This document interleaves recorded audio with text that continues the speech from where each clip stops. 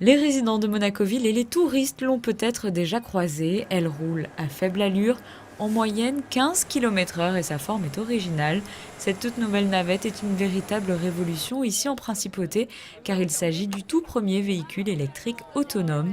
Il était présenté au public avant sa mise en circulation officielle le 3 juillet. Les résidents l'ont peut-être déjà vu rouler sur le rocher depuis maintenant 10 jours. Elle apprend son parcours. Donc en fait, on lui apprend un parcours qu'elle apprend par cœur de manière informatique. Et puis après, elle va reproduire son parcours en calculant les différences par rapport à ce qu'on lui a appris. Les différences, bien évidemment, c'est un piéton, c'est un véhicule qui passe, c'est un feu rouge tout simplement qui va être rouge. À ce moment-là, elle doit s'arrêter. Et donc cette navette, elle fonctionne en reconstituant de manière virtuelle à travers des faisceaux laser son environnement et en se géolocalisant de manière extrêmement précise. Lorsque vous utilisez votre GPS, vous êtes connecté en moyenne à 3 ou 4 satellites. Cette navette, lorsqu'elle roule, elle est connectée entre 12 et 16 satellites, ce qui lui permet d'avoir une géolocalisation au centimètre près. Donc en fait, elle se géolocalise, elle analyse son environnement et elle prend une décision pour dire j'avance, je freine, je m'arrête, j'évite, bien évidemment.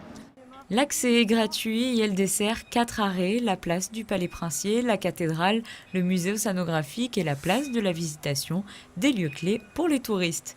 La navette étant donc en phase de test, la réglementation impose sur ce type d'expérimentation la présence d'un pilote à bord. C'est donc la compagnie des autobus de Monaco qui met à disposition ses opérateurs. Un opérateur est toujours à bord pour garantir la sécurité, intervenir en cas de nécessité. Donc elle suit un parcours, mais toujours sous le contrôle de quelqu'un. Ce sont des conducteurs de bus avec un permis D, parce que c'est un transport de personnes. Et ils ont suivi une formation spécifique dispensée par le centre de formation Keolis et les représentants Navia, constructeurs de la navette. C'est effectivement une étape vers les transports du futur, sachant que pour l'instant, on est dans les prémices de la technologie et que donc on participe à l'élaboration de cet essai pour voir ce que ça peut donner dans des conditions de circulation réelles. Ce type de navette peut accueillir jusqu'à 15 personnes, dont 11 assises, et le trajet de cette première phase test n'a quant à lui pas été choisi au hasard.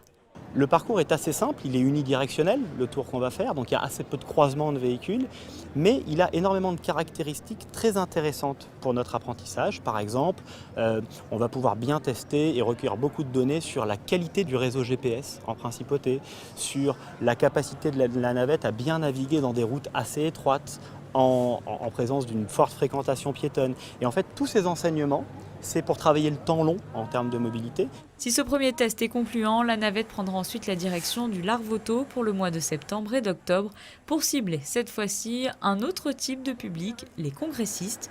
Mais d'ici là, n'hésitez pas à faire un tour sur le rocher pour découvrir cette véritable révolution technologique.